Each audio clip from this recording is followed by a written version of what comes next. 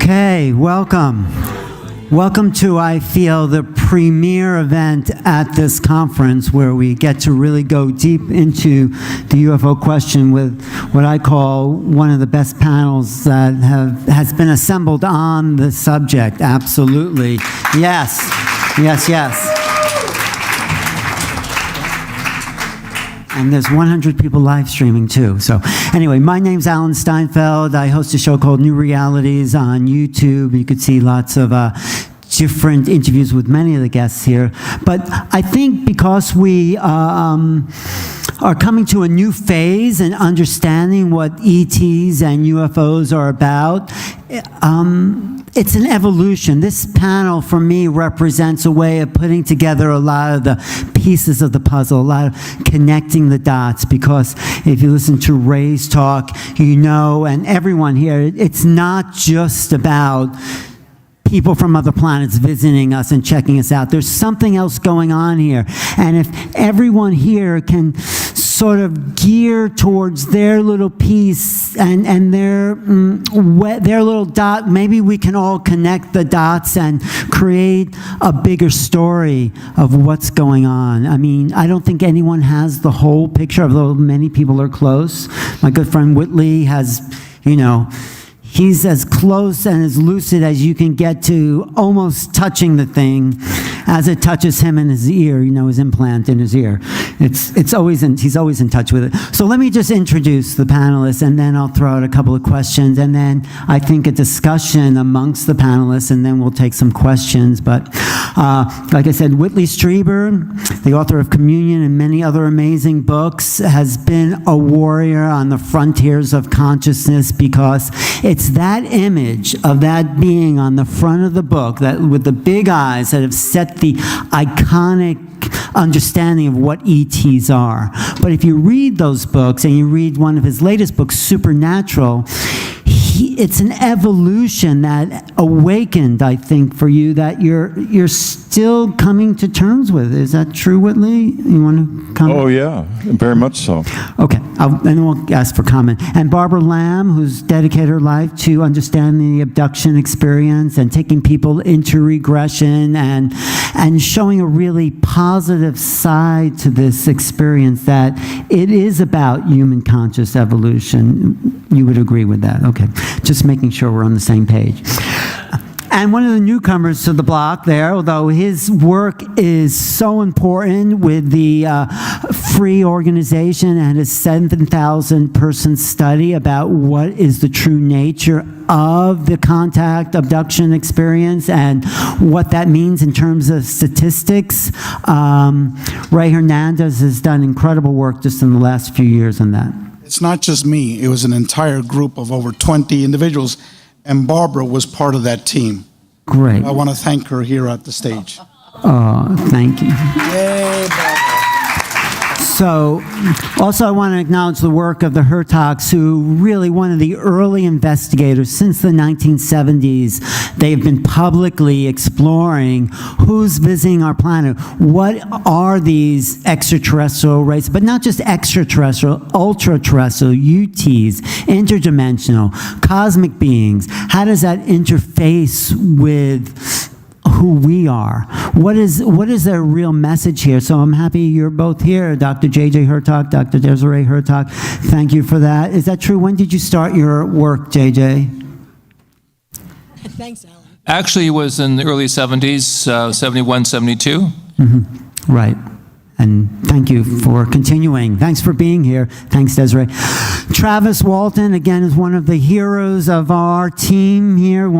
He has withstood ridicule and slander just for saying what happened to him. Just for, hey, I mean, you weren't exactly an innocent bystander, but you were just standing by, and boom. But, you know, 45 years later, people are still questioning about, hey, did this really happen? I mean, if the story was you've held to your story because it's the truth. I mean, that's your experience. What's that? Was that a comment? Anyway, thank you, Travis, for being here. And I want to introduce my good friend, Phil Gruber. We practically grew up together. Phil actually really introduced me to the whole field of this conscious awareness, and I'm not sure of your understanding about ETs, Phil. Do you want to give us a brief, description of what your relationship to the extraterrestrial, what the cosmic consciousness? No. Okay. That's why he's my best friend, sure. Never answers my question directly. Okay, we'll get back to you. And Jason Quitt, I think you represent the next generation, the millennial understanding of what's going on here and this integration of a spiritual consciousness. Would you have any comments about that? About you're representing a kind of new wave of people? Yeah, sure.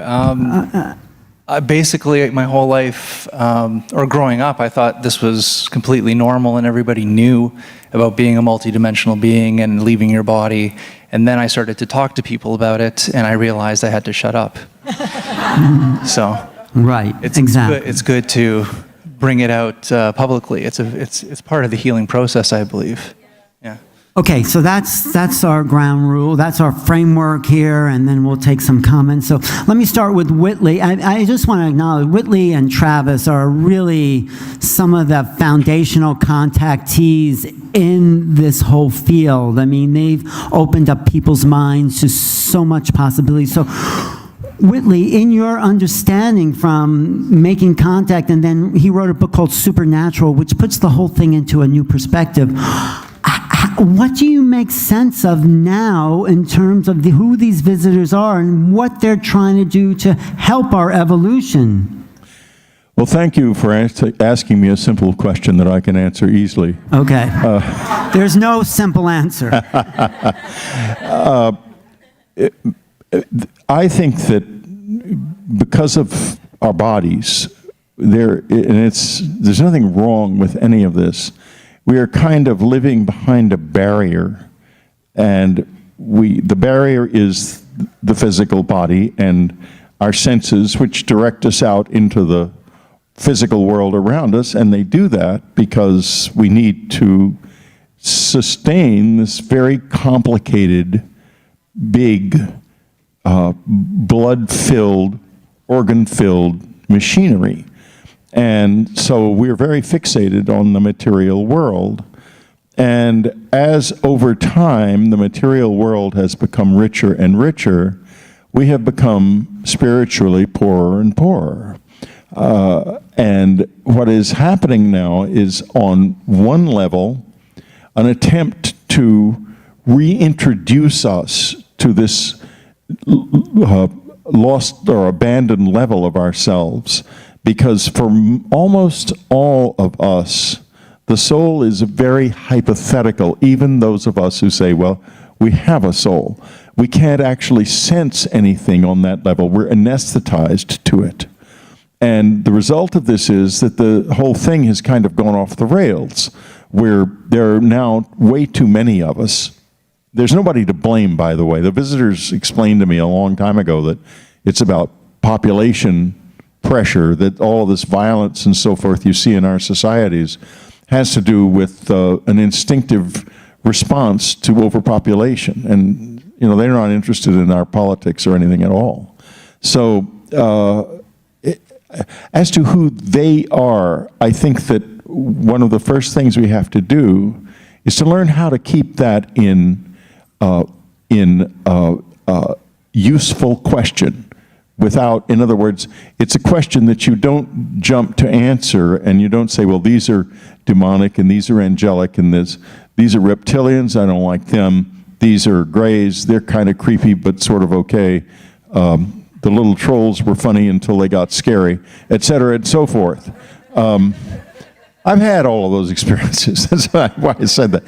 We need to instead to look inside ourselves and ask, who am I? And once I'm beginning to really find myself, I will also find a way of approaching this that makes sense to me in my life, in all of our lives. Our dead are not dead, and they are very heavily involved in this process. Let me go back now and sort of change to the zodiac. I know there's a sudden change, but that's okay. We're just coming off of the age of Pisces. Pisces is a little fish swimming in the waters of life. The little fish is fed everything he needs by the waters of life, the earth. Now, the earth, the little fish gets bigger and bigger and bigger. Finally, the waters of the womb begins to become too small for the little fish. And what do you know? The earth begins to break her waters, and we start to go down the birth canal. And this definitely feels like we're dying. And in a certain sense we are, because we are dying to our old selves and our old reality. That is the end of the age of Pisces, and the age of Aquarius comes along, and what do you see? The water carriers pouring the water out, because we are being poured out onto the shore. We're still a little fish, and who these beings are, to group them together as a group, and they have many different ways of approaching us, many different concepts of what we are and who they are, etc., and so forth, including our own dead. They're midwives. They're midwives to the birth of man. Thank you, Whitley. Very nice. So Barbara, in your work, have you seen an evolution from working with abductees, contactees, as a kind of an awakening process happening, or are you getting the same kind of things you've seen all along? I've seen a lot of awakening amongst people. I started doing this work of regressing people to extraterrestrial encounters in 1991, and it's been a lot of people, well over 2,000, and some of them have had a lot of regressions amounting to, about 4,000 regressions, I think. So I've really seen a lot, and not only are there many, many different kinds of beings, whom we call extraterrestrial beings, coming to Earth, but they all have different agendas. So it's very difficult to sort of make blanket statements about the whole phenomenon. But in all of this work, all of these years, I have seen people go from tremendous fear, which I could certainly understand, at having beings coming into the room or making their car stop and then being taken away to some mysterious environment and all kinds of things being done to them. So I think there was a lot more fright in the early years of doing this work in the 1990s and the earlier 2000s. But in the last several years, last few years, I should say, more and more people have been coming aware that they've had these kinds of experiences, and now, more than ever, people are coming to know, wanting to know more of the meaning of these experiences and what is the larger picture going on here. And many of these beings who come to us are interdimensional beings. So that's opened up the whole subject of us and what are we, and are we interdimensional beings, and then bringing in the whole spirit aspect of things, as you very well know, Whitley, Yes. with Anne, and I've known from people dear and near to me who've deceased, and that whole realm is very conscious and awake, aware, alive, active. So a lot of people have been coming who want to know more than anything, not only about their experiences with these other beings from other realms, including extraterrestrials, but mainly knowing what is their main reason for being here in this life. So maybe you agree with what Whitley's saying. It's like we're being birthed into a new consciousness, a new... Yes, I definitely think so. And it's a joy for me to meet person after person. There are a lot of you here of this type who are really recognizing that we are so much more than just these human beings living in human bodies in this one lifetime. I began all of this regression work in past life regression therapy for several years before getting into the extraterrestrial part of it. And now the whole work, the whole outlook is becoming so much more multidimensional. And the fact that we are all here, chosen by our souls, as I see it. This may develop as I go further, but I see it that we are ongoing, continuing souls, probably forever, as far as we know. And we do choose to come into these lifetimes. And it certainly seems like there are some major themes that we come into this lifetime to work on. And there may even be one overall purpose for coming into this life. And we can find that out by this process that we call regression, because we can go back to the soul state of being just before coming into this lifetime and really seeing, knowing what our soul has chosen for us for these major things and this major purpose to work on in this lifetime. So with all this part of the work, I really do see that more and more people are growing into the larger picture, the larger consciousness that we all are and that is in existence. Thank you, Barbara. Thank you. Actually, what you said reminds me of one of my favorite quotes by John Mack, Professor Mack, who was a Harvard-trained psychiatrist who looked at abduction. He said, UFOs are like an outreach program from the universe for the consciously impaired. That's us. So, like, they are here to wake us up to something else, which I think really takes us to the heart of your work, Rey Hernandez, because what you started out was looking at the contact experience, and you realize that was only a piece of it. That was only a small portion of who we are as human beings. So the work you're doing now is in consciousness, taking and extending it. But what do you think about what Whitley and Barbara said, is the fact that we are waking up to, in a way, being a new species of awareness? How does that fit into the work of what you're doing? First of all, for the folks that do not know who I am, I was part of a very large group of mainly PhD academics with researchers like Barbara, like Kathleen Martin, Mary Rodwell, Denise Stoner, Dr. Leo Sprinkle, which grouped together the academics that were interested in this topic with the people who had their boots on the ground. And what we did over a 5-year study is we did the world's first comprehensive academic research study of individuals that have had UFO contact, but also contact with non-human intelligence. And we published our data findings from over the 5 years of our research in an 820-page book titled Beyond UFOs, The Science of Consciousness and Contact with Non-Human Intelligence. And much of the data from our book contradicts what is circulating in materialist mainstream ufology. Now, to address your question, I totally agree with what Whitley said and with what Barbara said. And let me start addressing that response by posing several questions to folks here.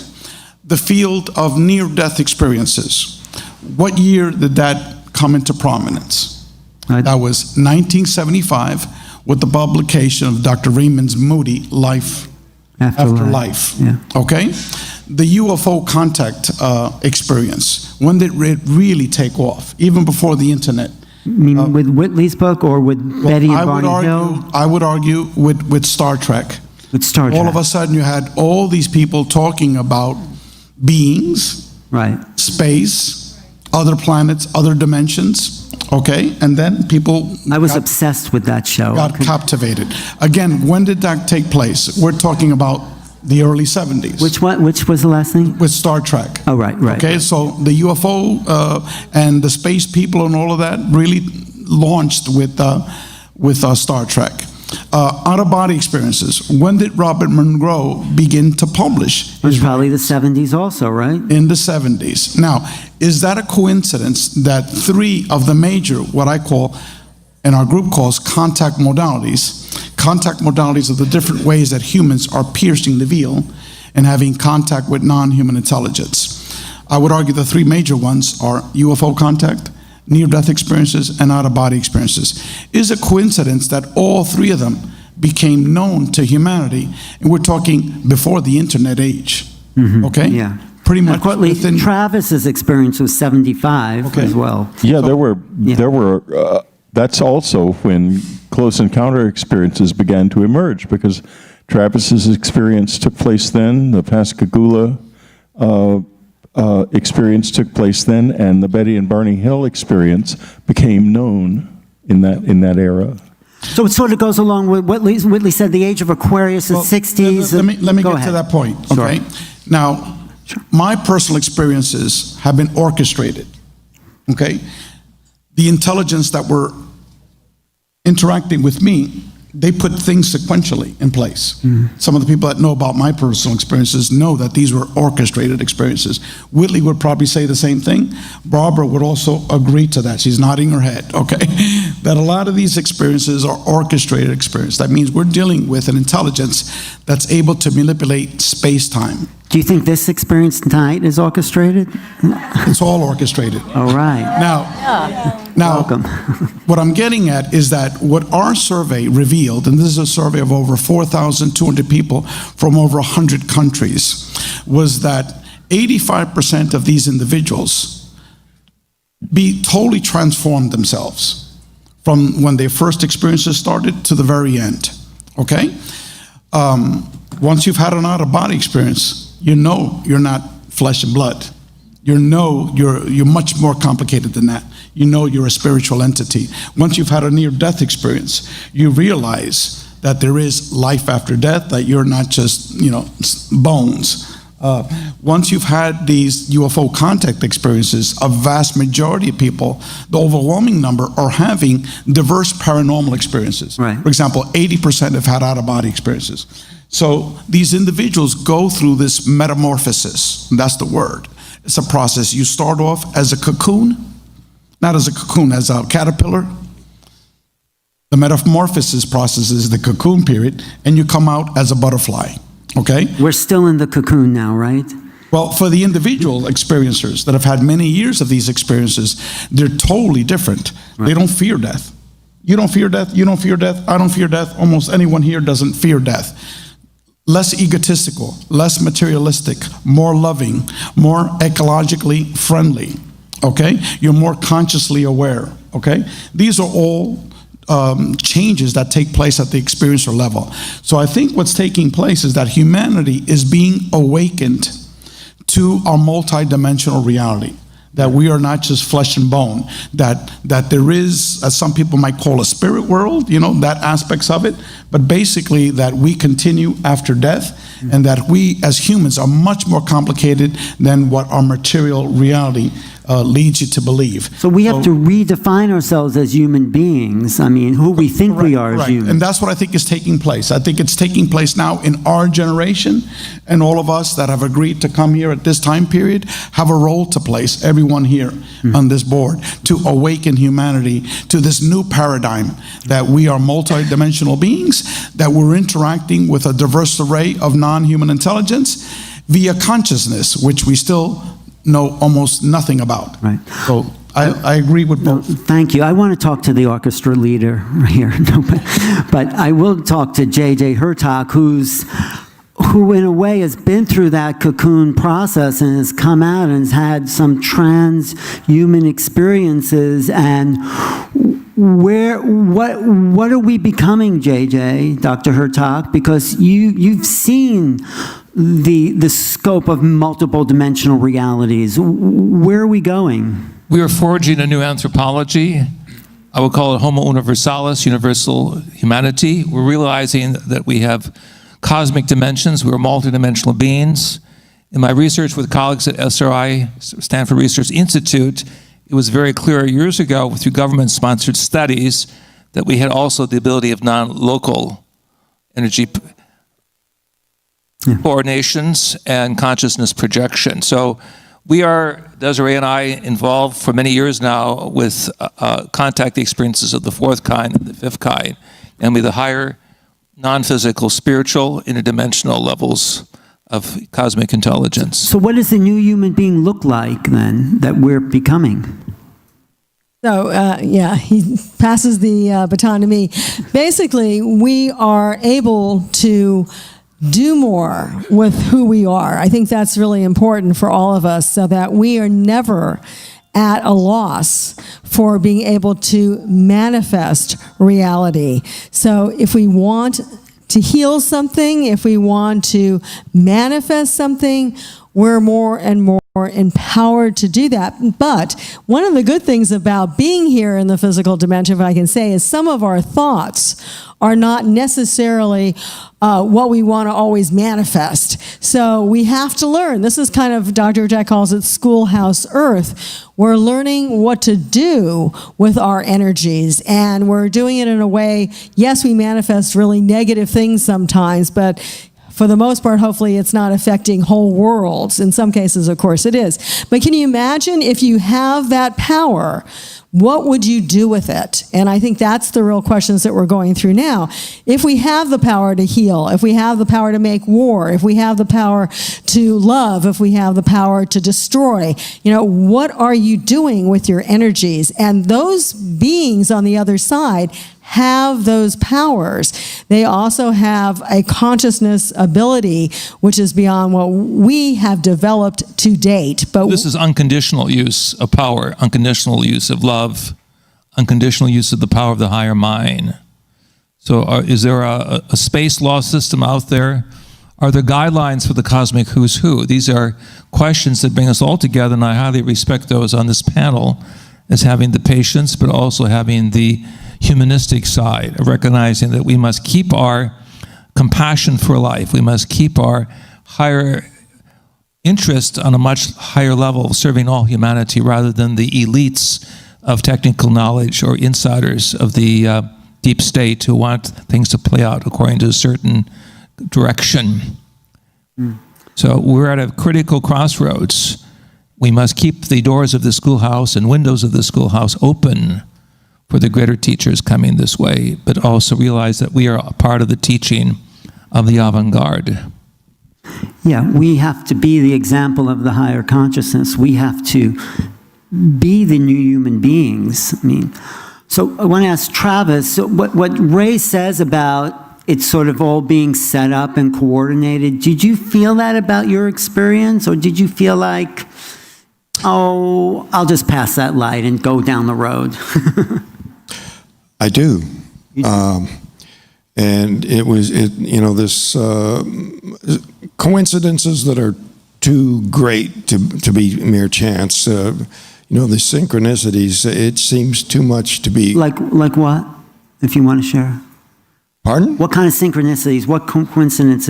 Many things. It seems to be by design rather than accidental, and including what I was talking about earlier about sightings. People, we can't imagine that these beings are suddenly, I got spotted by a human being again. Dang, no. It's much more deeper than that. To go on, I think that if you see one as an adult, and you saw one as a child, they know it's you. And they not only know they're being seen, you're actually being shown. Yeah. It's a deliberate exhibition for the purpose of bringing us to a state where we can interact with them in a non-destructive fashion.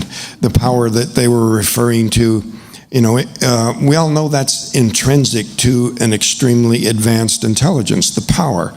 And the mere fact that they continue to exist is proof that they've overcome evil and are using this power in a positive way, because otherwise they would have destroyed themselves. The mere fact that they're still there tells us this is not some evil plot to take over the earth. It's all about getting us ready for a better future. I mean, I'm sure you've been asked this question before, but what do you think your life would have been like if you didn't get out of that truck? Do you ever think about that? Oh, yes, and I felt a tremendous regret for what was lost, and I wish I had not got out of that truck. And all I can do is try to make something good come of it. I'm stuck with it. I tried walking away from it, and it only made things worse. So, but how have you expanded as a human being because of this? I think it's definitely forced me to grow in many ways, and in trying to help others who are facing the trauma. But just doing these battles on a personal level, and the people around me, the other crewmen and whatnot, it's all been very educational in terms of just coping and growing in a way that's going to be constructive rather than destructive. Do you think at some maybe you were a test case? Okay, let's take this guy who's cutting down trees and let's see how he can handle the social pressure, because I think that's worse than what happened to you with the ETs, the attack by the media on you. So, I don't know what's worse, being a test case or the result of an accident. I don't know, but either way, it's not what I had planned for my life. No, but look how many more people you've met than just hanging out in the woods. No, I think it's been fascinating. No, for you to come out and show what human beings are made of, that you can stick by the truth. I mean, don't you feel maybe a sense of responsibility to the experience itself? Oh, definitely. It's given me an overview of humanity and the problems that exist for us all and the ways that various people attempt to cope with it.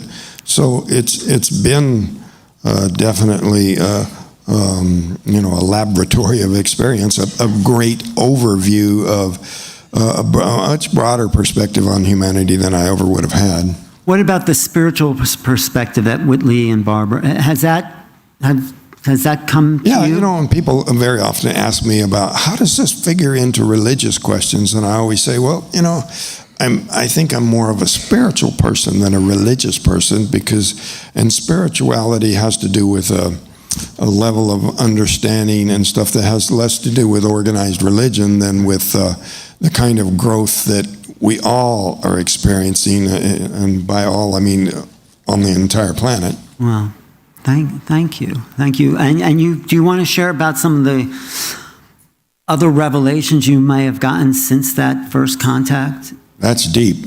Okay, well, we're here. We're a deep crowd. I think we are. Yeah. We're on your side, Travis. Fire in the Sky Book 2. Fire in the Sky Book 2, okay.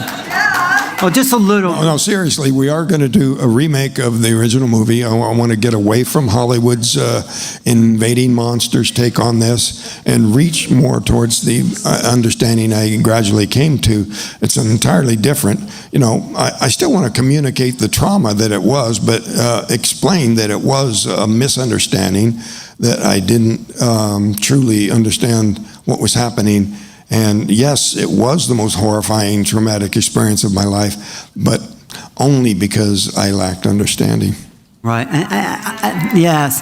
And I think what we're trying to do in the panel is to bring understanding, so when you are confronted by whatever level of consciousness that Ray is talking about, you can meet that as a spiritual being instead of running, because I think we're the same as whoever's ever out there on a soul level.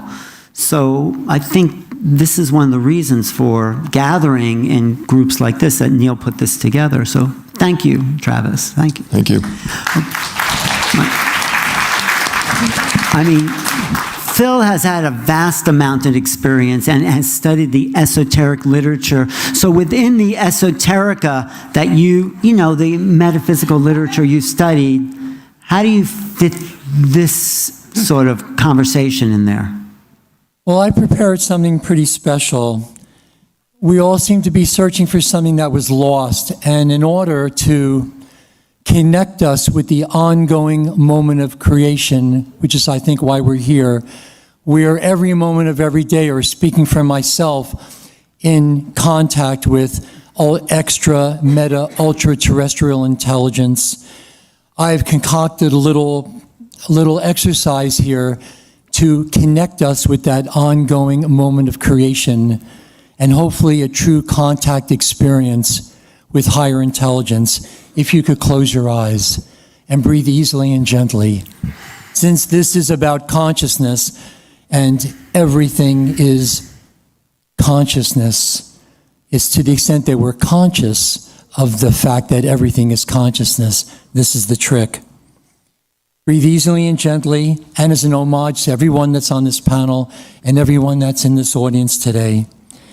In the name of Yahweh, Yod-He, Vod-He, Divine Father, Mother, God of gods, He who is, because I will tell you as I start, the shape and geometry of these particular thought forms can free gravitationally trapped light. We don't always have to be here. He who is, she who is, always was, and always will be, Ho-on, Kayen, Kai-ho, Erkanominos, issuing from the first mystery.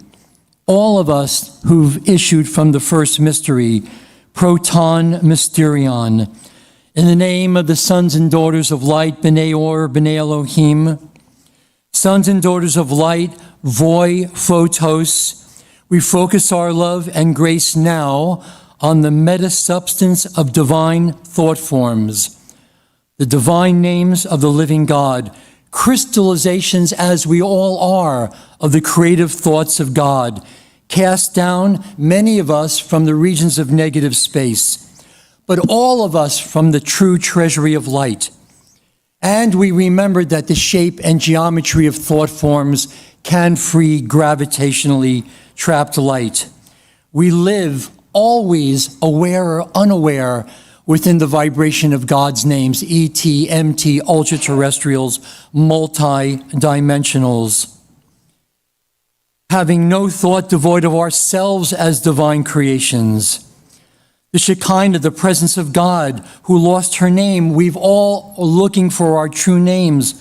We're lost in the wilderness, orphans of the storm, lost brides, bridegrooms, forgotten princesses, sleeping beauties, clothed in black. Now is the time of the awakening of the beauty in each and every one of us.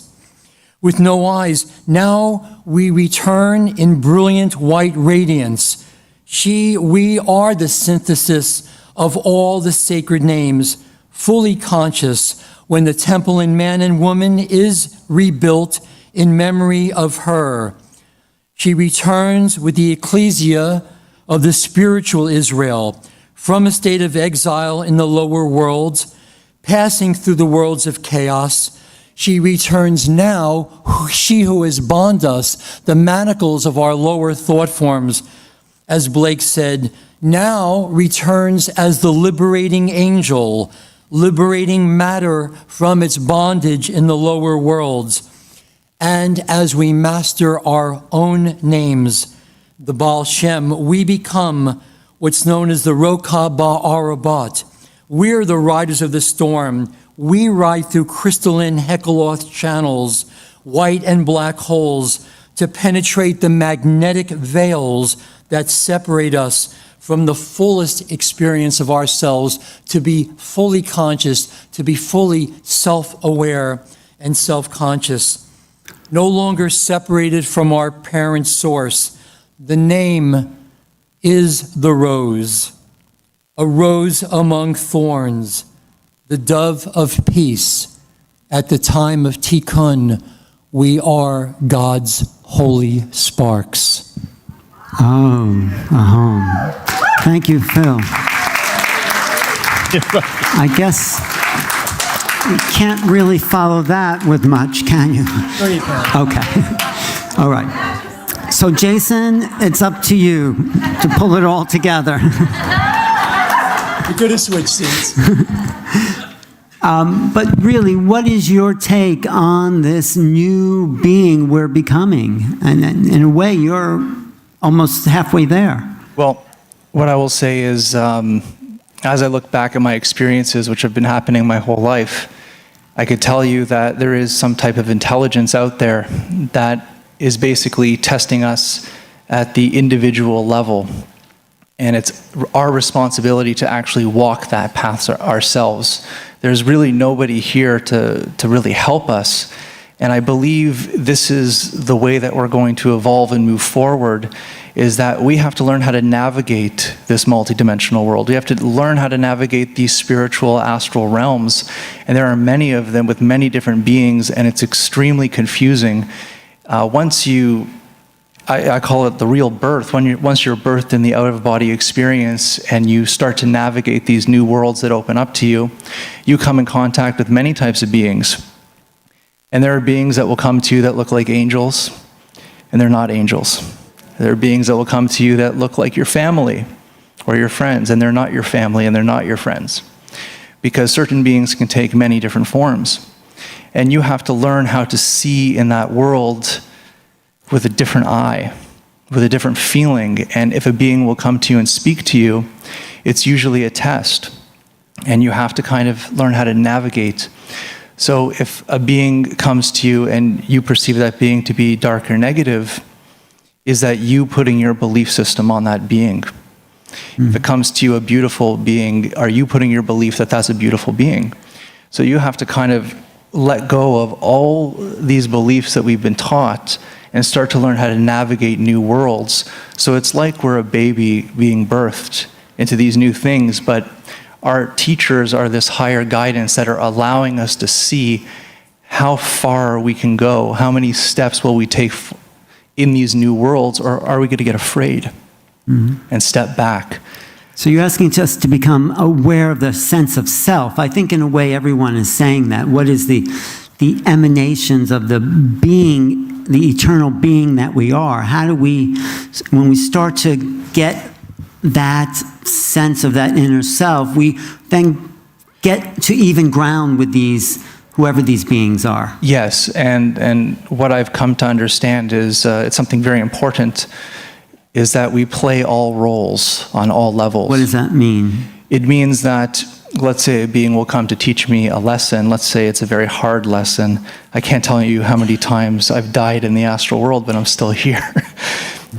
But that being, I may consider it to be a horrific experience or a very negative experience. But after I look back at that experience, I know that it was a part of myself teaching me a great lesson in that world. So then when it actually manifests and happens to me again, I know exactly the way to handle that situation. And you get this kind of control, is the only way I could describe it. You become, you get a strength in these worlds where you can actually start to control the situations. So when you're first dropped into these worlds, it's almost like you're being pulled to places, you're getting used and abused and hurt, or your energy is being taken. And eventually when you learn how to navigate and protect yourself, you get to a point where that will stop. And if something does come, you have this type of strength and control in those worlds that it took many, many years of being in those worlds to get to that point. I think that's what Rey's study has proven in a way with the contact abduction experience, right? You said people started off as negative and then they've turned it around through their kind of experiential and see these contact modalities as a positive thing. And well, that takes me to Whitley Strieber again. You started the whole thing with no, but what I want to also ask you, Whitley, is one of the things that was said to you, or you remember hearing, I'm not sure how it was, but there's a new world coming if you can take it. Yeah, that comes from Colonel Philip Corso, who I met at the 50th anniversary of the Roswell incident in Roswell. And he had just published a book about his experiences in this, and this was one of them. And I thought that it was, immediately thought it was authentic, because This phrase, a new world, what happened was he found himself in a direct confrontation with an entity that was trying to leave. I don't know how true this part of the story is, and I'm sure he doesn't either, because as Barbara knows, it's very hard to make sense of these things when they happen. You have to pull it out of your own experience, and what happened may not have anything to do with anything you've ever known. So you have to sort of hope you put it together correctly, and that's how Phil took this. It was in a situation where there were ETs or something in a cave that was wanting a radar turned off so they could leave, and they couldn't leave with this radar turned on. And he heard in his head that they needed this, and he said aloud, I think this is the correct story, they needed it for 10 minutes, and he said, 10 minutes is a long time. In my business, it could be forever, because he's a military man. And what's in it for us? And the answer was, a new world if you can take it. Now, the rest of this, his story, may or may not be correct, and I may not even be relating it correctly. It's been a long time since I read the book. But that sentence is the truth. But go ahead. no, that's only if we don't evolve, if we can take, if we're in this evolutionary process. Yeah, it means a lot of different things. A new world, if you can take it, that is to say, if you can bear it, not easy. If you can wrest it out of our hands, and they will not let us have it unless we can take it from them. And so it has at least those two meanings. And my experience of the few things the visitors have said to me is that they've always been packed with multiple meanings, or with no meaning at all. Like the time I was having the communion tour, and I was just struggling and suddenly I saw 3 of them in my bedroom in our country house in upstate New York, and I immediately said, how am I doing? Because I was going out there and getting beat up ruthlessly on television and the radio and everything. It was horrible. And they all answered at the same time with different answers, and I couldn't understand a word of it. And then they disappeared. Was it a good thing? Were they happy about how you were doing? I don't know what they were. I do know, though, that I have been a big practical joker in my life, and the biggest joke I've ever been involved in is the one that's been played on me by the appearance of the visitors. But what about the fact that, in a sense, we are becoming the ETs? I mean, I had an experience of you, Whitley, after a lecture where I sort of saw you transform. I don't want to give away any secrets, but your eyes flash. Okay, we won't. No, go ahead. You've started now. No, I'm saying we are all becoming a sort of ET, because we actually always were not of this earth totally. That's my experience. Well, look at the planet and look at us. The planet has violent seasons. During the period of its extreme cold, the last period of extreme cold, known as the Ice Age, what happened to us? All of our hair fell out. We ended up naked. Naked, we had to figure out how to clothe ourselves. We were in a situation where there was very difficult to get food, and we had to organize into societies in order to do that. And we still aren't completely integrated into this place.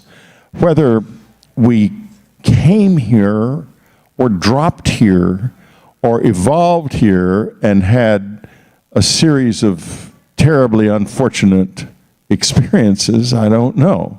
But here we are, naked and alone. Naked and Afraid, like the show, right?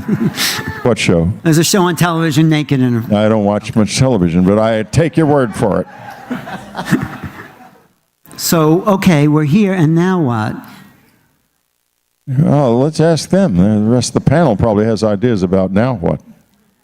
No, but I think we're evolving. That's what I'm getting the sense of, that everyone has a piece on this. Well, I think we are too. I think that there is a tremendous amount of evolutionary, but like the last time, about 12,000 years ago, something big hit this planet. Big. And that's the era of the floods and all of you know what happened in this continent then, and this is not speculative, this is ordinary geology, you learn it in college, is whatever happened, there was a fire that literally covered three-quarters of the North American continent. And then there was a flood because the ice melted, the Laurentian ice sheet melted right after the fire. Robert Schoch talks about this. And it flooded the whole continent. And then as that water receded, the ash and the plankton that had been on its surface settled into the mud, and over the years this became known as the black mat, and you can still find it all over. In fact, not too far east and north of here, you'll find, if you dig down about 11 or 12 feet, there'll be this line of blackness, then that's the black mat left over from that period. And that's just a little bit of what happened. All over the world, there's stories of these floods. Huge numbers of people were wiped out. The bizarre events that took place in the human experience, in the human mind, such as the Göbekli Tepe, where all of these dolmens were created over a long period of time and then intentionally buried. And they've only uncovered a few of them. There's a huge number of them out there. Or Stonehenge was built. You know how long it took to build Stonehenge? It took 500 years. Now, can you imagine us in our culture building something for 500 years? Of course we couldn't do it. But the tremendous shock that hit us then is going to be repeated. It's going to happen again. Unless we evolve. The shock is going to make us evolve. The shock will hit us. We evolved then. We went into that situation in one state and came out of it in another. The same thing is going to happen this time. Let me get, okay.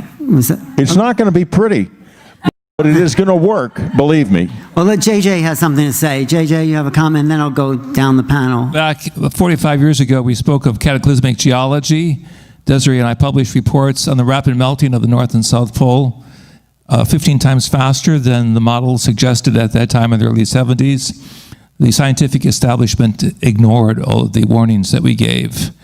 We're headed for what I would call a roller coaster ride, so we have to fasten our seatbelts. But we will survive. We've got help upstairs. Right. But we have to be aware that the scientific community has to change or reevaluate its ontology as to what is the meaning of truth, what is the meaning of science, what is the meaning of evolution, because we are multidimensional beings waking up in a vast and living, loving universe if we follow the higher paths. Yeah, and exactly. So many people feel the extraterrestrials started coming here again, even though, of course, they've been coming for thousands of years because of the nuclear bomb blast, because that's why they were seen often around the Trinity site, and they've been seen in other places. That's one aspect, but what Whitley is also saying is, we agree with, that because of what we would call climate change or environmental changes, they're also coming. And according to our work, and specifically the Keys of Enoch, they've been the ones giving us the information for the last 45 years to speed up our science and our information and our wisdom, and that includes archaeology and astrophysics, so that we can be prepared for this handshake that we need to be prepared for. So because of these changes, and as what Whitley is saying, we really have been given this information, and so now we have to be able to use it. Alpha and Omega, the archaeological wonders of the past civilizations that were here on Mother Earth, and the Omega minus knowledge of future civilizations that we'll be connected with as we become cosmic citizens. So you say it's really time we have to grow up and take responsibility for our mess. Yeah. Right. And do a dance while we grow up. Do a dance? Cosmic dance, like the ancient Vedas speak of. Okay. Vedas, But- Sanskrit text. I also wanted to find out how much are we evolving into the ETs themselves? Like in your work, Barbara, do you see more of a merging of us with what people say is their contact experiences with those beings that are making contact with us? Oh, I think a lot of people are receiving information from the extraterrestrials and perhaps other dimensional beings as well. I mean, we hear about downloads of information. It's happening with a lot of people whom I know, and the downloads could happen when they're sleeping. Sometimes the longer, really detailed download seems to be happening when people are so deeply asleep that they cannot be awakened by whomever is sleeping with them and would like to wake them up. Sometimes it happens when people are meditating or just driving or walking, going about their daily lives. But a lot of people are getting information about physics. There's a man I know in the Los Angeles area who's, for about a year or so now, has been getting downloads about what he calls advanced physics, and he never had any background at all in physics. And he's getting information about a new system of mathematics. This is just one example of many, but many people are getting information of a more spiritual nature, and some are getting information about health situations, health advices, and so forth. So I think there's really a lot of this. Maybe it's always been happening. I don't think it's always been happening. I think we've been asleep and now somebody's waking us up. That's my... It certainly seems like that. And more, look at all the people here. There are more and more people going to gatherings like this because they are awakening and opening up. It's really, really very exciting. Whitley, what I don't see so much, though, is the really young people. I may be wrong. I hope I'm wrong. I don't see teenagers and people in their 20s particularly. I'm almost 40. Oh, you're not millennial. Yeah, but you know, Yeah. that worries me too. Yeah. But at the same time, when I was in my 20s, I had no interest in any of this. I only had an interest in one thing, girls. And booze. Booze was interesting too. Well, you're from Texas, so... Marijuana probably would have been, but it was illegal then. But, you know, I mean, they're in a different headspace.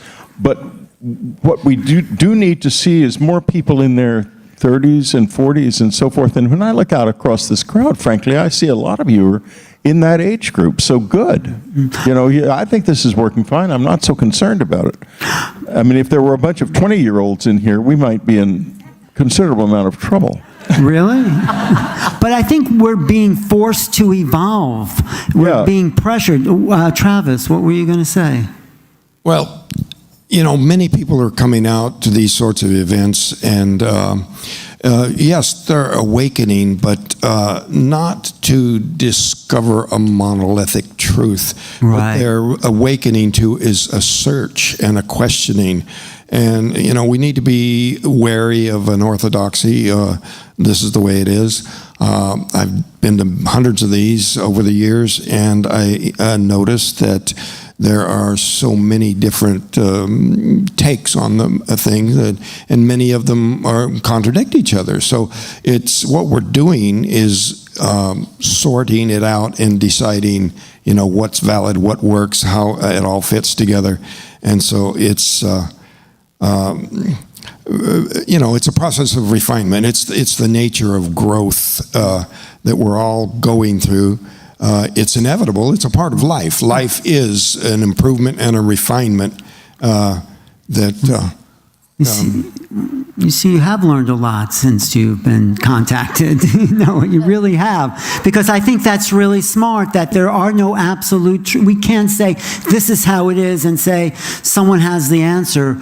You're right, we have to find it. Well, one of my favorite sayings lately to people that come to me and say, here's the whole UFO picture from bottom one end to the other, and it doesn't agree with 10 others, Right. I just ask them, how do you know this? Exactly. Yeah. Yes. What verifiable facts then can you direct me to where I'll be as certain of that as you are? And that's where I get, well, I'm searching too. I don't have important. answers. I try to label things that are my opinion as, well, that's just my opinion. That's just what I I think. think that's very important. Let's talk to Phil who has the answers. Okay, Phil, tell us. You think so? No. We're all awakening. We're all, the memory is coming back. We're all reawakening. We've all been like those sleeping beauties. And remember, all the ways they tried to awaken Sleeping Beauty, only one thing worked. Remember? The prince kissed her. It was the kiss of peace. And it's good to remember that our word kiss comes from the Scottish Gaelic word caith, which means to appear without disguise, to be genuine, to be authentic. And listen, and when the memory comes back of who we are, who we were, and who we will be, this is all happening now. We can't help but be experiencers. When that memory comes back, there's going to be memories of joy and memories of pain. And memories of and things that we'll have to feel, we'll have to forgive ourselves for. We'll have to make apologies. Isn't that true? Apology comes from the word apollo. It means not many. So when you apologize, you're reaffirming the oneness. And I think it's said in the Pissa Sophia, progressive apology places you in a position of having never been separated from the source. Connecting with the ongoing moment of creation. This is what I think our ultimate destiny is to connect with that ongoing moment of creation, to remember. In our lifetimes, we will know the fullness of what we are. In our memories, in our times, we will have the full revelation of who we are and who we were meant to be, and where we come from and where we're going from here. Always home. Pissa Sophia, the lost teachings of Jesus from the ancient Coptic text. But I think there's a quickening. I think the times are at hand. There is a speeding up, a quickening, probably since 1987 or 2012, whatever time clock. The 70s, don't forget. The 70s, it all did begin in the 70s after the age of Aquarius, the dawning of the age of Aquarius. And we're moving into this time where the old ways are dropping away. You could see that in the media and politics. Something old is dying and something new is trying to be born. And that's why I think, Ray, you're so fired up about this work. It's it feels like you're compelled to. It's like beyond you. You know what I'm saying? It's like something is pushing through you to deliver this message, this findings. Do you feel that in your own work? Well, it seems like that to me. I usually don't talk about my personal experience. You can. We're among friends. But, No, we'll go yeah, there you go. We won't. I had a conversation with Whitley earlier, and I told him some of my more crazier experiences, and his tongue was wagging out as well with some of the stories I told him. But basically, I was shown all of the contact modalities, how it works in consciousness. But you're compelled to do this. You're like driven. You're on fire. Because like everyone else, all of us on this table have a mission. And the mission is to continue waking humanity. And initially we started with gathering data on the UFO contact experiences. Right, but I just want to say it came out of nowhere for you. You were just a lawyer, whatever, and then all of a sudden, boom. When you have your wife disappear right in front of you. Is that what happened? And you have your dog, who you were going to be euthanizing later that afternoon, rematerialize 45 minutes later after you've been put to sleep. The wife is dancing in the middle of the living room saying, you have no idea. Hallelujah. He'll get to, at some point in his life, a willingness to tell his personal stories. Yes. And listen, you expect to just have the tops of your head blown off and sent into the stratosphere. This guy had, I mean, he had experienced an extraordinary shock of consciousness. And in fact, he's strangely enough still with us. Well, because we needed someone like you and your passion to start to. It lasted reignite. 2.5 years. Yes. And just like most of the people in our survey, 37% viewed it as very negative. To me, it wasn't so much negative. It was just I couldn't deal with the ontological shock. But you are dealing with it by. And I got drunk for a whole week straight. Okay. After I had an experience of reincarnation, of missions, of past lives, of mission here on earth, you know, all this craziness. Maybe you're a And then test case for I what's got drunk happening. for a week straight, and then until they sent me another messenger to bitch slap me in the face to wake me up. And so... Did you say bitch so slap you in the face? But, you know, look, I'm not the only one. There are literally tens of thousands of people that took our surveys, thousands of people, they're having these profound experiences. Oh. Most of the people that took our surveys, they never told anyone else. Whitley They saying told a something. brother or a sister, Yeah. family member, no one else. Because why? Because they're too freaking crazy to tell anybody else. Well, you know, you read the book that Anne put together. We got, after communion, it was before email, fortunately, and we got thousands and thousands of letters. You know, probably 250,000 at least over a 5-year period. And I mean, a lot of letters. And Anne was, first, she was a very fast reader. I couldn't handle it. It was just, the mail people would come with these huge bags and just pour them in the living room, in the heaps. And she said, well, she said one day, she said, you know, I need a secretary. And I said, yes, you do. And she said, well, I'll find one in these letters. And I thought, no. I said to her, well, I'll call manpower. She said, no, I'll find one in the letters. And a few minutes later, she said, I found the secretary. And she hands me this letter, and it's from a lady who says in the letter that she's a singer and an actress. And I said, look, it says here she's a singer and an actress, Anne. She said, have you ever heard of her? I said, no. Well, look at the handwriting. It's the handwriting of a professional. I said, well, that could be true. She said, she also lives down the street. She's our secretary. Wait and see.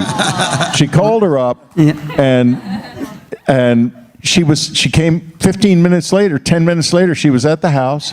She was an excellent secretary. They worked together for 15 years. Her name was Laurie Barnes, and you can read about her story in many of my books. It's one of the most extraordinary stories. This is the acceleration of consciousness. Yeah, exactly. And, you know, my wife was just in it. She knew what she was doing from the very beginning.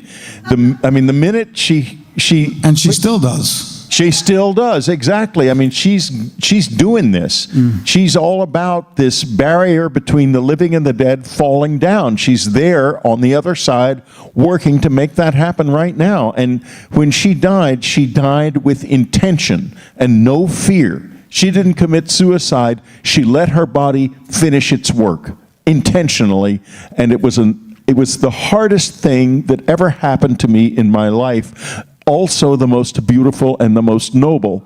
As Annie was dying, I was in the other room, and I suddenly heard her voice say to me, Whitley, come in here right now. I am dying right now. And I went in, and she was almost in a coma. I mean, I think she was in a coma, but I had heard this in my head. I ran in, I lay down beside her, I put my hand on her heart, and I felt the last beats of my wife's heart. And then I saw her ascend, and it was the most beautiful thing I have ever seen. The color of blue was beyond belief. It was so beautiful. And she went up into it, looking down at me with this amused expression on her face. But a serious, amused expression, and For some reason, about an hour later, I decided to throw out her socks. I don't know why, and I went down and threw out her socks, and I heard her say, "Why are you throwing out my socks?" I said, "I don't know." The socks are still there. I put them back. They're actually, I bought other socks. They had thrown them already in the trash. I bought other identical socks and put them in there. I mean, it was a crazy time. Wild things were happening. It was all happening. It was kind of, I was kind of being short-circuited by the intensity of it. But God, what a wonderful experience. And this is what this is all about. This is what he keeps trying to talk about. I'm trying He's trying to get us to talk about, so I'm talking about it. Yeah. It's about this. Thank you. Thank you. If I could make a comment on that. Thank you. Okay? Thank you. Here I was, Rey Hernandez, total atheist, material rationalist. And I'm going to talk a little bit about my experiences. Okay? Yeah, do. Yeah. It's time, Ray. Okay? I would have thought everyone here were a bunch of crazies. Okay? This intelligence, as we all talked about, this is all preordained. It's a setup job for you at an individual level. It's an inside job, yeah. Over a 4-month period, they transformed me from a total atheist, material rationalist. At the end of these experiences, they did it through a series of near-death related experiences, where after I saw this big, gigantic UFO that was 30 feet away from me, huge, it was like a football stadium, witnessed by my daughter and 3 friends for 45 minutes. Right after that, I saw a video on near-death experiences, okay? And I was like, whoa, what the hell is this? I immediately ordered like 20 books from Amazon. I spent the next 4 months increasing my time, but the last month, it was 12 to 18 hours a day, reading nothing but NDE books. All this time, the last month, my wife was gonna divorce me. You know, you're a crazy man. You're not. All you're doing is reading these books. You don't care about the family. I wasn't doing any of my work. I was at the point of being fired. Okay, and you were obsessed. I wasn't taking a shower. Okay, that's a little obsessive. I wasn't grooming myself. Okay, I was a crazy madman. And my wife, you need to go to a psychiatrist. They got pills for you. They can take care of you. Whatever. But all this 4 months, I never told anyone about near-death experiences. Only my wife. Now, what are the statistical probabilities of the first 3 people you ever mentioned NDEs to? 3 days in a row, Friday, Saturday, and Sunday. All of them had NDEs. The first one was my daughter's pediatrician. The second one was this man, Mack, at a church-related social function. And the last person was my father, okay? The first 2 people, the way I introduced it was a channeled voice that came out of my body. Excuse me, doctor, have you heard the term near-death experiences? I've just finished reading approximately 300 books on the topic. Many of them were written by medical doctors such as yourself, and it's a phenomenon that you need to know about. So immediately, I was like, I'm schizophrenic. I'm dual personality. I am going crazy. I got to go to the psychiatrist. And then I saw the doctor's eyeballs pop out like this, and I said, oh my God, I've offended the hell out of this woman. Now she thinks I'm crazy. I said, excuse me, doctor, I didn't mean to offend you. I apologize. I don't know why I said that. No, there's no need to apologize. How did you know I had one? Okay, then she goes on to tell me her NDE. Next, this person, Mack, on Saturday, this is the very next day, finally, my father had the most profound NDE of any book I ever read. And he never told you before? He never told me, okay? He had spoke with my mother after he had come out of heart surgery, okay? And that was the only time they spoke about it. So I said, my father was like the Cuban Archie Bunker, okay? I said, I need to give this man some type of spirituality before he dies. He was bedridden. He was 85 years old, very, very sick, you know? So I need to tell him what happened on Friday, what happened on Saturday. Now, this was Sunday. He goes, that happened to me. I said, what? You know? Then he goes on, he says, remember when I had the open heart surgery for quadruple heart bypass? It says, I floated out of my body. And I saw all the doctors and nurses underneath me. And all of a sudden, a vacuum cleaner sucked me up. Okay? And he was going through a tunnel at 1,000 miles per hour, flying through there. Now, we're talking about Archie Bunker here, okay? Right. Cuban Archie Bunker. And then he went through this light, and then the light slowly dissipated, and then was his father, mother, and his brother, all deceased. Began interacting with him telepathically. And then he said, the next words that he said was that time doesn't exist. I said, what do you mean time doesn't exist? No, I was up there 20 or 30 years. Wow. I said, what do you mean 20 or 30 years? He says, that's how long it took God to show me my entire life. He didn't know the concept of a life review. Wow. Roughly 1 out of every 4 NDE experiencers has a life review. He then said that he relived all of these experiences, not only inside his body, but inside the body of the other person that he had affected. Wow. And then after each of the experiences, well, first of all, God was not this guy on a throne with a long beard, okay? He describes it as a energy being, like a humanoid, but you couldn't tell any physical features. All communication was telepathic, okay? And then he said, after each of these, God would tell him, okay, my son, what did you learn from that? So he said, there is no hell, because God is pure love. He says, we're just here on this planet to learn how to love. That's all. I mean, I'm freaking out. Wow. Thank you, Ray. Thank you for that. I'm freaking out because this is my father telling me all of this. I want to say something very briefly. Okay, and then I wanted to get comments from... Okay, yeah, just adding to what he said about love, one of the most extraordinary things that Anne said after she passed away is, enlightenment is what happens when there is nothing left of us but love. Amen. Thank you. Remember that. So, Jason, it's up to you. And let me just finish that last point. On the way home from my father's house, I finally got it, okay? I finally got it. I was so dense. I was such a materialist, rationalist type. I put down my windows, and for the first time in my life, I talked to God.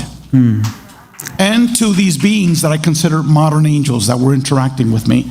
And I thanked them because I said, in a 4-month period, you have managed to transform total atheist, material rationalist in someone that doesn't have a belief. I don't have a belief. I have a knowingness. Right. That I'm an eternal spiritual being. I think that can happen to the planet. I think that is, that's what how we they all brought can me go. spirituality. So, Jason, I just want to ask you, because none of this is unfamiliar. You've dealt with these realms, and sort of you were born with that awareness. So, Yes. yeah, talk No, I about was that. born knowing past lives, Right. and even remembering transitions of dying, spending time in between and being born. Like, I remember those things. But what I want to say, because, wow, I can't really add so much to this panel, but what I've learned is that, we're talking about this kind of separation of us in the spirit world, and, these beings kind of laugh because the truth is we never left that place. We're living simultaneous existences. And as we're here, we're also there, and we're helping each other. And I do want to talk about simultaneous existence because we are having experiences in other realms, other dimensions, other worlds as what we would consider alien life or alien beings. And sometimes these beings are at a very high advanced level where they will come in their form to us to see how we're doing in human form. And it's like this kind of family intergalactic dimensional handshake of just checking up with ourselves. It really is ourselves. And when sometimes you're talking about the life review, there are times when we'll have these past life memories come to us, and we can be, our consciousness could be us going through the death process, and our consciousness at that exact moment goes into the people around it, and we also experience through their eyes the experience. So we can not only have our individual experience, but we start to blend into this knowledge that we see through all the eyes and affect everything around us. And when we have that awareness, it changes you almost immediately. And that's why when we have this contact experience, meet these interdimensional or alien beings or angels or guides, these things completely transform us, and we just know no fear in death. We exist always in different forms, in different consciousness. And like now I'm out talking about this stuff. But before, it was all bottled up. And it's not good to live your life with this stuff bottled up because it's going to make you very sick. Well, I'm glad you're talking about that. Thank you. I'm going to take some questions. Phil, you had... No, just, I I just want to thank you and thank the panel, and just We're not finished yet. What? Not- What? Okay, get a microphone. yes. not characteristic, but please send up a prayer for me. In December, I've been invited to CERN in December to talk about a paper that I wrote as an undergrad at Princeton that suddenly has reemerged. Last time I was there, I ran into an odedicron. You know what an odedicron is? How to run in? You know a crab louse? You know a crab louse under a micro? Imagine one 12 feet tall. And they're really nasty, so it's just send up a prayer for me. I'm hoping everything's going to be cool, but these things happen. Anyway, Okay, thanks. thanks. No, we're just going to take a few questions from the audience. Know the odedicron. Okay, Oh, yeah. we only have about 5 minutes, 5 questions, 5 minutes. Yeah. Okay, as much as I love my ET brethren, I can't help but wonder why it is that they seem to be following some unwritten law of the universe that says the humans have to do it by ourselves and we have to take a step back even if they're suffering like crazy. 3 things in particular: the RV currency reset, the fact that whistleblowers can't expose things without government murdering them, and some people even getting attacked by direct energy weapons. Why can't the ETs step in and keep this stuff from happening? Why do they insist that we keep suffering and solve it ourselves? I think we're here to solve it ourselves. We got ourselves into this mess, but what's... Well, first of all, that's not... I'll take that one. Oh, okay. Wait. Just the analogy. Use the analogy of your children. You can't live their lives for them. They have to learn these things on their own. Sometimes they'll fall and skin their knee or worse. But when you go live in their lives for them, you haven't helped them. You hurt them.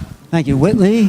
Yeah, there's been a lot of material injected into the scientific community in the past years. Unfortunately, a lot of it is still behind the classification wall, but it's going to emerge. And some of the most important material has recently come out in some scientists who have begun to talk about what happened to them. One of them is Dr. Edward Belbruno. Ed is a good friend. I met him some years ago, and he told me his story, and I said, Ed, you've got to tell that story. He said, I can't tell that story. Yeah. I said, well, tell it on my radio show anonymously and see what happens. Let your friends listen to it. And he did, and people were fascinated. And he's a very powerful man, so Princeton, he started to come out. And what happened to him was he was driving down a road in Wyoming and with his girlfriend at night, and they came upon this huge black thing that was hanging in the air above the road. And he's a scientist who works on orbital dynamics. And they watched this thing for a couple minutes, and it flew away, and all of a sudden, all these calculations came into his head. And this is a big guy. He is, and he realized that there was a satellite that was a Japanese satellite that was about to crash, and he could save that satellite with these calculations. And he did that and became a big hero in the field, and has gone on to revolutionize the whole field. He's a Princeton astrophysicist. And this is directly as a result of that. And there's much more happening, and much more will come out. And as we learn how to deal with this socially, so that people don't get savaged when they admit this happens to them, more will come out, because I know a lot of people in that community who have had similar experiences who are on the point of getting ready to say, yes, it happened to me too. It is happening. It is. Desiree. Right, so I just want to say, so it's really co-participation, which is, I think, what Whitley is saying. And I do believe that the extraterrestrials have done some things to help us that we don't even know of, like certain types of, satellites that are coming by, or we would say meteorites. They've blown them up. They've been over Fukushima many times to try to neutralize the energy that's there. So there's things that are happening. Even Atucha, if you know, that's a nuclear power plant in Argentina. They're always seen around there trying to neutralize. But really, they want to give us the information. They want the co-participation, and they've been feeding us information, as Barbara, Willie, and we had said, for the last 40 years, and probably for the last several thousand years. So they really want that co-participation with us. Yeah, Nuclear weapon systems fired by the Soviets and Americans were intercepted by ETs. I know this from insiders. So all the way up the chain of command, we've been watched and we've been warned to not to take the technological slide to self-destruction, but to take the quantum leap towards self-realization that we are spiritual beings in human form. I mean, I agree with Travis. We have to, help ourselves as well. No one's going to save us from the mess we created. They'll help, but they're not going to do it for us. Question. Hi, my question for the panel has to do with artificial intelligence. In your travels and your work and your experiences, have you encountered what you would interpret as being artificial intelligence? And what was that like? Anyone in particular want to? Yeah, I can answer that. I can do that. Oh, wait. Anyone else besides? I'll just a quick comment. People ask me, did these beings, either type, look like robots to you?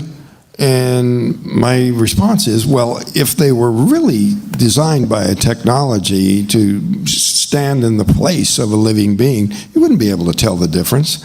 And, that ultimately would be where AI and artificial intelligence would be headed. That, how would you know? Phil, you have an answer for that? No? That's right. And then I've encountered in my life has been pretty artificial. The most intelligent, you didn't get that on tape. Most intelligence he's encountered has been artificial. Whitley, go ahead, Desiree. I just want to say, as we worked with J. Allen Hynek in 1973, and he went to investigate the Pascagoula, Mississippi, October 1973. And when he came back, and this is a long time ago if you think about that, he said those beings that had appeared to the people there were robotic for sure. And there was robots also seen in the area of Russia. So there have been, pure robots that you can tell are robots also coming out of spaceships. Okay, and you have a short comment? Yeah, I have a very short comment. We have one more question. It is this, that it's not so much artificial intelligence that is the issue, it's artificial consciousness. Because a machine can be very intelligent, but if it's not conscious, it remains just a machine. Consciousness, as we shall find soon, is like a mirror that is reflecting you. And we can build machines that have that, and that will therefore be conscious. And when they become conscious, they will be ensouled as well. The soul is the key here. Yeah, and they will become ensouled because the soul will find that useful and will make that its life. And that's going to be interesting because then we will have created somebody. Thank you. Okay, one more question here. Maybe two more. Okay, Sandra. Hi, I want to thank you all for your wonderful expressions today and letting us know. So as someone who meditates, who is a spiritual being, who believes with all my heart, I would so love some contact. I would so love to be part of the experience that you're having, and yet, so far, well, it's I'm waiting. There is a method. I can explain it to you quite easily. All right, so my question is, how do the rest of us who maybe are waiting and hoping for that experience participate or learn from you? Or how are we participating in this awakening and in this enlightenment if we're not actually having the same experiences? Okay, Phil, why Just don't a you... real quick anecdote. I think my first marriage failed because I didn't realize that I was in the presence the whole time of an angelic. You know what I'm Meaning your saying? wife? She was no angel, I'll tell you that we much. want contact without contact. No, this is serious. Without realizing that we're in each other's company all the time, and we are divine creations. Friedrich Nietzsche is famous for having said, that which does not destroy me only makes me stronger. Right. But I have another quotation of his on my refrigerator. And what he said was, believing means not really wanting to know what the truth is. Believing. So my distinction is, what is the difference between believing and knowing? Believing and knowing? Knowing, we know you're in this room, you don't believe it. Knowing is in-soul sort of awakening that of truth. Believing is make-believe. You could believe anything. It doesn't matter. So, did you have something? Alan, if I could give her please. a practical response, because I get that question a lot. For me, what I can suggest is that in CE5, which is, I don't like that term, but people that go out in groups and try and initiate contact with non-human intelligence, usually in desolate areas, many of these individuals have a good hit rate, okay? You might have to go 3 or 4 or 5 or 6 times, but you eventually will be able to see, UAPs, UFOs, okay? There's a group that, unlike Stephen Greer, will do it for free, okay? Because Stephen Greer will charge you $3,500 to encounter some sand deserts, some bugs out there. So this group is called ET Let's Talk. And the 2 organizers are both experiencers, Costas Macraeus and Hollis Polk. And they run this organization called ET Let's Talk. And what that does is you would put your name or a fake name, you would put a zip code in there, and then it hooks you up with other people in your area. And then you could hook up with them and say, okay, let's go and do some CE5, in some remote area. Okay. And if people are sincere, if they put out love, okay, you might have to go multiple times, but eventually you will have contact. You will have an experience. That's my suggestion. JJ? So there are many levels of synchronicity and contact from the physical and non-physical. So stay open-minded and heart-centered, because what is necessary is not the contact experience, but what you do with the contact. Are you here to help humanity find new breakthroughs in food, in survival, sustainability, medicine? This is the whole aspect. It's the noumena, not the phenomena. It's the noumena, the higher wisdom that comes through, making you a pillar of light in a world that's going through vast and awesome change. So I just say, watch your life to see the synchronicities, because sometimes it comes through many levels. I think Jason's probably experienced that on many times. We're all having those experiences. It's a matter of being aware of it in our conscious, not just our subconscious mind. We have to really shut the mind off, and you could do that through meditation, but the best thing is you need to feel the awareness of the physical body. That's the key. You need to just shut the mind off and be able to feel what's going on in the physical body. That's right. And the chemistry in your brain will actually start to change, and you will enter into altered states of awareness and consciousness where those beings will just be waiting in those states for you. You can look up the sensing exercise and just Google it, and it's a good place to start. I've been doing it for 50 years, but you don't have to do it that long anymore. It took 15 years. I didn't know the ETs had, or whoever they are, had any awareness of it. However, what it does is that it causes a change in the amount of light that your nervous system is emanating that can be seen very clearly in other levels of reality. I learned during my talk, I mentioned that my wife wanted me to do it after she died, and it was because when I did it, she could see me, she could locate me. And if you get groups together and go out in the CE5 deals and do the sensing exercise together, you will attract attention. It's no longer difficult. Also, there's a ranch up in Northern California, or Washington State. Trout Lake, Washington, yeah. St. James Gilland, East City Ranch. You will see stuff there for sure. That's another place you can go and do So you're stuff. getting advice by a panel of experts. These people have devoted their life. Thank you. Okay, a quick question here, and then maybe this one. Go ahead. So fundamentally, I believe that we live in a benevolent universe.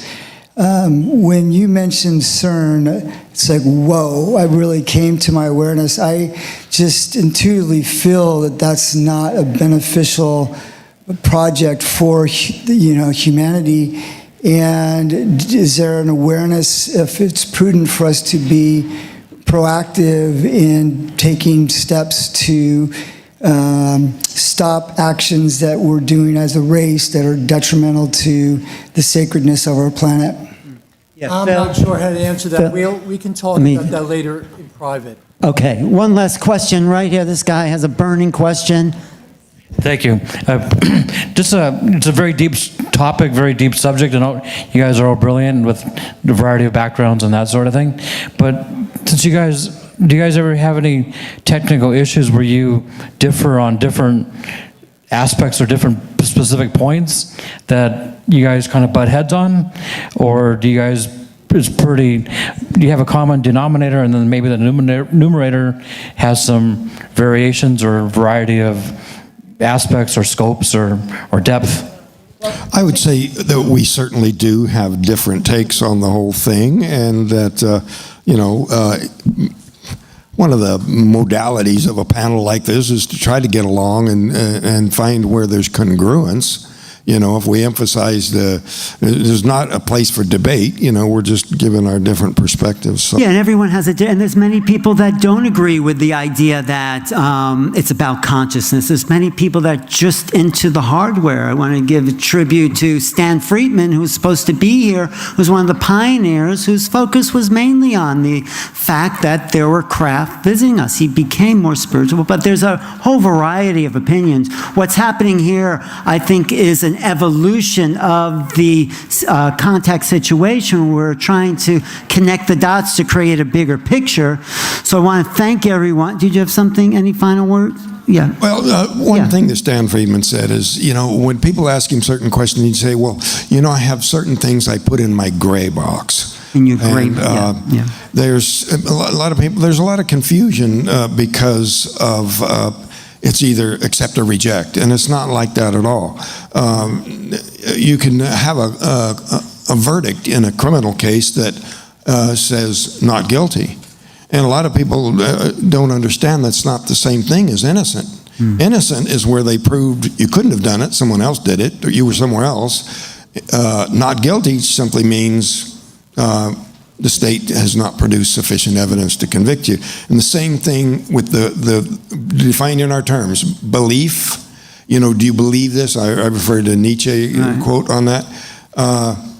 If you say, I don't believe that, you're not saying I disbelieve it. That's an entirely different thing. And some people think, oh, you're splitting hairs there. But it's not the same thing at all. I haven't had enough time to think about that. That would be in my gray box. So it's not in my belief box. But I'm not saying I disbelieve it. I'm not saying it's false. I'm saying it's just not in the true box yet. Yeah, we're looking for truth. So yeah, and we're developing a new language. Wait, Jason, and then Ray, and then we'll close. I would just say that what we're doing here is a modern day campfire. And it's a peaceful space where we can actually just share our experiences openly with everybody, and we just take what we need to take from that experience. So, we've been doing this forever. It's just different environments. Right. Yeah. Ray? I just want to say that I've worked with a very large group of mostly experiencers. Most of them were academics. And now we're forming a new organization with a different team of large group of academics. And all of us have this perspective that we're totally fucking clueless as to what the hell's going on. Okay? That's the best way to sum it up, really. Yeah. And also, if anyone comes to you with all the answers, run away. Run away. Okay. Desiree, did you have something to say? All right. Thank you all. This is what the process of awakening looks like. Thank you all for being part of that. And stick around for Billy Carson and I'm Alan Steinfeld. I'm Alan Steinfeld for New Realities. Thanks for, enduring this and taking some of this truth in and making it your own experience. See you soon. New Realities. Look me up. Thanks.